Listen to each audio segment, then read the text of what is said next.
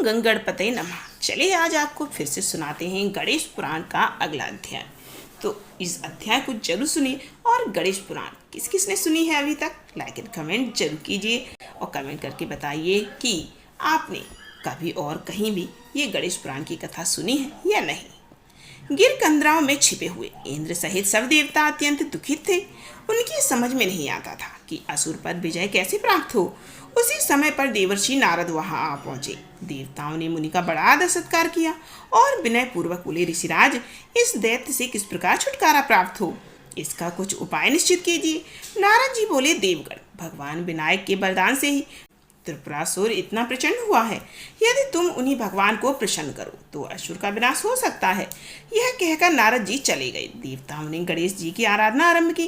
उनकी मंत्र मूर्ति का षोडशोपचार पूजन किया, जिससे प्रसन्न होकर वरदराज गणेश जी प्रकट हो गए। उनको सामने देखकर देवगण गदगद कंठ से प्रार्थना करने लगे।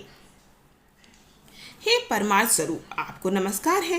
हे अखिल विश्व के कारण रूप, आपको नमस्कार है।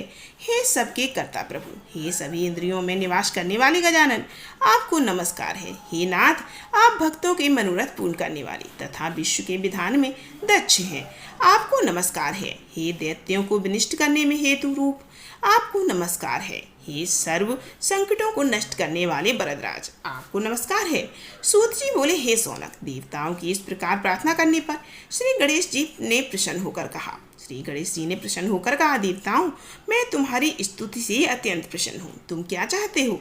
जो मांगोगे वही दूंगा। देवताओं ने हाथ जोड़कर निवेदन किया, वरदराज प्रभु, इसमें संदेह नहीं कि आप सब कुछ दे सकते हैं, परंतु शंका यह है कि आपके वर की प्रचंडता को प्राप्त हुए त्रिपुरासुर का दमन अब किस प्रकार हो सकता है, क्योंकि आप अपने ही वचन को मिथ्या कैसे करेंगे। गणेश जी ने कहा, मैं तुम सबकी रक्षा करूंगा।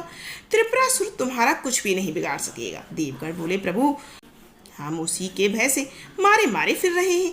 हमारा राज्य छिन गया, यज्ञ आदि के ना होने से आजीविका नष्ट हो गई। इस गिरि कंदरा में भूखे प्यासे रहते हुए हम अत्यंत क्षीण बल और हीनकार हो गए हैं। यहाँ भी हमें उस दुर्दांत दैत्य का सदा भय लगा रहता है। गणराज ने सांत्वना दी, यह सब समय का प्रभाव है देवताओं। यद्यपि आज वह दैत्य दुर्दांत हो रहा है, फिर भी उसका पतन अवश्य है। देवताओं ने निवेदन किया, परंतु अब अपनी स्थिति से हम ऊब बैठे हैं। प्रभु, आपने उसे इतनी शक्ति प्रदान की है तो आप ही उसकी शक्ति का हरण भी कर सकते हैं। अतएव हम निराश्रितों को आश्रय प्रदान कीजिए। प्रभु, हमें इस विपत्ति से शीघ्र छुड़ाइए।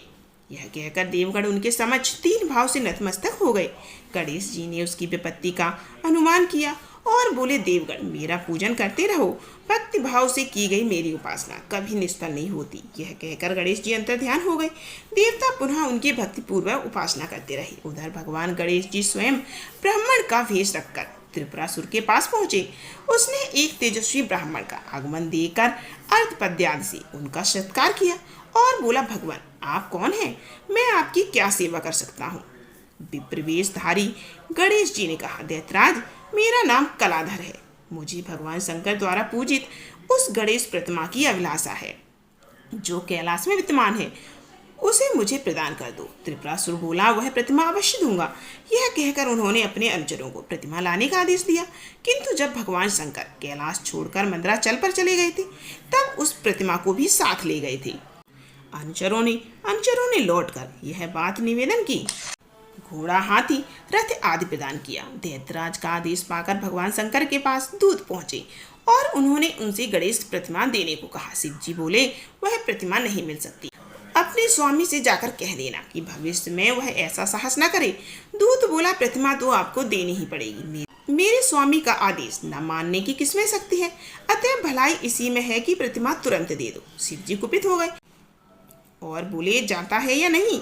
अधिक बकवास करेगा तो अभी भस्म हो जाएगा। शिव जी को क्रोधित देखकर दूत अपने प्राण लेकर भागा और उसने त्रिपुरासुर के पास जाकर यह सब बात बताई। दैत्यराज ने आदेश दिया, मंदागिरी पर आक्रमण करो और उस भगड्डी को मार डालो। फिर क्या था, दैत्य की सेना ने एकत्र होकर कूच कर दिया। उधर देवताओं को पता चला तो वे एकत्र होकर भगवान शंकर की सहायता के लिए आ पहुंचे। इसके बाद घोर संग्राम छिड़ गया। देव सेना का संरक्षण भगवान शंकर स्वयं कर रहे थे, परंतु दैत्यों का बल बहुत बड़ा हुआ था। इसीलिए शिव जी की संरक्षता प्राप्त होने पर भी देवगण उनके समक्ष न ठहर सके, वरन रण क्षेत्र छोड़कर इधर उधर भाग निकले। विचार करके वह कैलाश की ओर बढ़ा। उसे ज्ञात था कि पार्वती जी उसी के अधिकार क्षेत्र में आए हुए कैलाश में रह रही हैं, इसीलिए उन्हें पाना कठिन नहीं है। पार्वती जी ने सुना कि त्रिपुरासुर उन्हें लेने के लिए आ रहा है तो वह कांप उठी। उन्होंने अपने पिता हिमराज से अपनी कष्ट कथा कही तो वे इन्हें एक गुफा में ले गए और वहां छिपकर रहने को कहा। जब पार्वती जी नहीं मिली तो त्रिपुरासुर उनकी खोज करने लगा, जिससे हिमनंदिनी तो न मिली किंतु भगवान चिंतामणि की सुप्रतिमा अवश्य प्राप्त हो गई। उस दुर्लभ गणपति मूर्ति को लेकर अपने नगर की ओर चल दिया। मार्ग में त्रिपुरासुर ने देखा कि साथ साथ अनेकों बंदीजन श्री गणपति का गुणगान करते चल रहे हैं। तभी सहसा वह मंगल मूर्ति उनके हाथ से छूटकर अदृश्य हो गई। मूर्ति के अंतर ध्यान होते ही बंदीजन भी अदृश्य हो गए। त्रिपुरासुर को बड़ी निराशा हुई। पाई हुई अमूल्य मूर्ति हाथ से निकल गई। यह उसके लिए शुभ शकुन नहीं था। इससे नितांत खिन्न मन हुआ और अपने नगर में लौट आया। उधर भगवान शंकर भी असुर के अत्यंत प्रबल सिद्ध होने के कारण चिंतित थे। उनकी समझ में नहीं आ रहा था कि उस दुर्दांत दैत्य का दमन किस प्रकार किया जाए। वे इस चिंता में निमग्न थे कि नारद जी आ पहुंचे। शिव जी ने उनका समयोजित सत्कार करके आसन दिया। तदंतर वार्तालाप आरंभ हुआ। देवादिदेव महादेव ने उन्हें बताया, देवर्षि आप इस समय अच्छे आए हैं। मैं समझता हूँ कि अब वर्तमान समस्या का समाधान सहज ही हो जाएगा।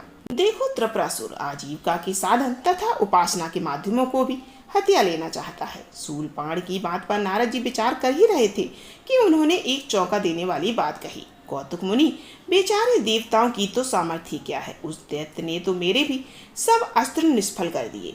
उस पर किसी भी व्यक्ति और अमोद अस्त्र का प्रभाव नहीं हुआ। नारद जी ने आश्चर्य से कहा, प्रभु आप ये क्या कह रहे हैं? आपके अमोघ अस्त्र और निष्फल हो जाएं, यह कभी संभव नहीं है। मैं तो समझता हूँ कि यह तो आप अपनी शक्ति को भूल गए अथवा यह सब आपकी ही लीला है। लोक के कल्याणार्थ और विमोहित प्राणियों को सचेत करने के लिए ही आप ये सब कर रहे हैं। शिव जी बोले, देवर्षि संसार में जहाँ जो कुछ भी हुआ होता है या हो रहा है वह सभी कुछ लीला मात्र है, किंतु उस लीला में भी कुछ विशेषता उपस्थित हो जाती है, तब उसका उपाय भी करना होता है। असुर की प्रबलता और देवताओं का अपकर्ष अवश्य विचारणीय है। इस समय यदि कोई आपके समझ में आता है तो बताने की कृपा करें। देवर्षि ने कुछ विचार करके कहा, हे सर्वेश्वर, हे सर्वज्ञ, हे देवादिदेव महादेव, आपसे कौन सा उपाय छुपा है? फिर भी आप पूछते हैं तो बताता हूँ। आपने युद्ध के आरंभ में विघ्नेश्वर का पूजन नहीं किया, इसीलिए पराजय का मुख देखना पड़ा। अब आप उनकी पूजा करके युद्ध में तत्पर हो तो आपकी विजय अवश्य होगी।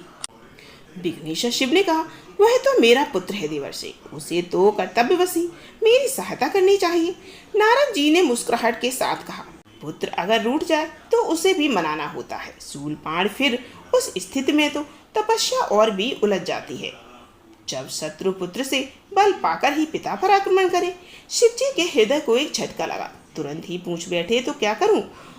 तो क्या गणेश जी ने ही असुर को इस आक्रमण के लिए प्रेरित किया?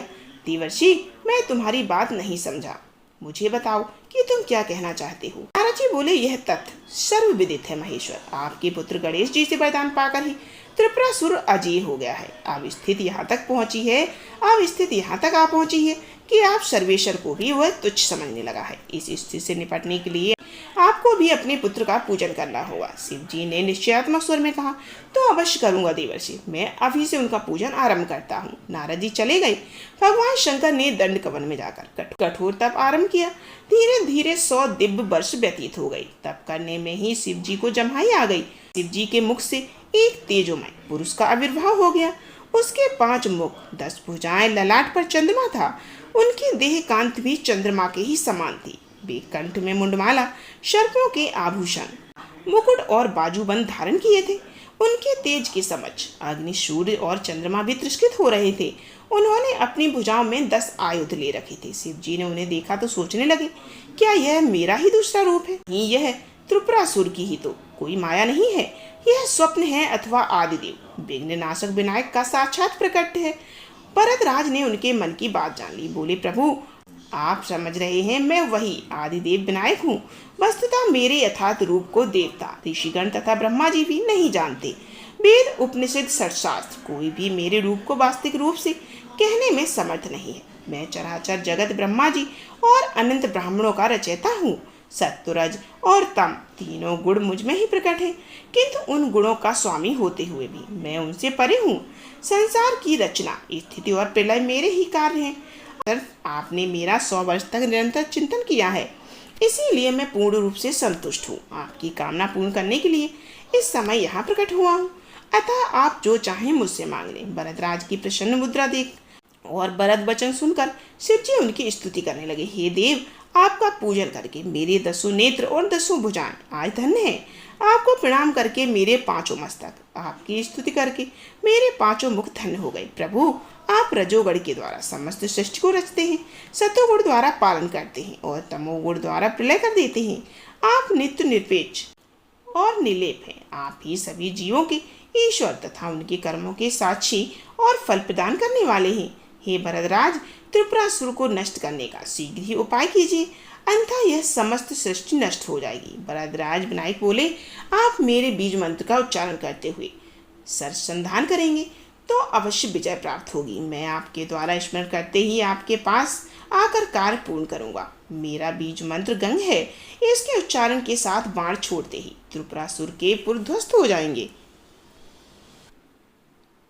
यह कहकर गणेश जी तुरंत अंतर्निहित हो गए। उसके बाद शिव जी ने उनका भक्ति भाव से पूजन किया और देव ब्रह्मादि को तृप्त करके पुनः उनकी महिमा को पुष्पांजलि समर्पित की और बोले, गणपति का यह स्थान आज से मणिपुर नाम से विख्यात होगा। इसके पश्चात शिव जी ने देव सेना एकत्रित की और त्रिपुरासुर की राजधानी की ओर चल दिए। गणेश जी का स्मरण करते ही उन्होंने देखा कि विघ्न विनाशक भगवान वीर वेश में स्वयं आगे आगे चल रहे हैं। त्रिपुरासुर के तीनों पुर अभेद थे, इसीलिए असुर जानता था कि मेरा कोई कुछ नहीं बिगाड़ सकता। फिर भी उसने सुरक्षा का बड़ा प्रबंध कर रखा था। शिव जी ने गणेश जी के द्वारा बताई हुई विधि से गंग बीज मंत्र का उच्चारण करते हुए सरसंधान किया और एक ही बाण से त्रिपुरासुर के पुरों को ध्वस्त कर दिया। उस समय भगवती पार्वती भी अपने प्राण वल्लभ की विजय कामना करती हुई गणपति पूजन में लगी हुई थी। युद्ध में शिव जी की विजय हुई और त्रिपुरासुर मारा गया। देवसेना द्वारा भगवान त्रिपुरारी की जय के साथ ही गजानन भगवान की भी जय बोली जाने लगी। तो गणेश पुराण का अगला अध्याय सुनने के लिए प्लीज़ ज़्यादा से ज़्यादा वीडियो को लाइक कीजिए, कमेंट कीजिए और बताइएगा क्या आपको ये कथा आपको कैसी लग रही है।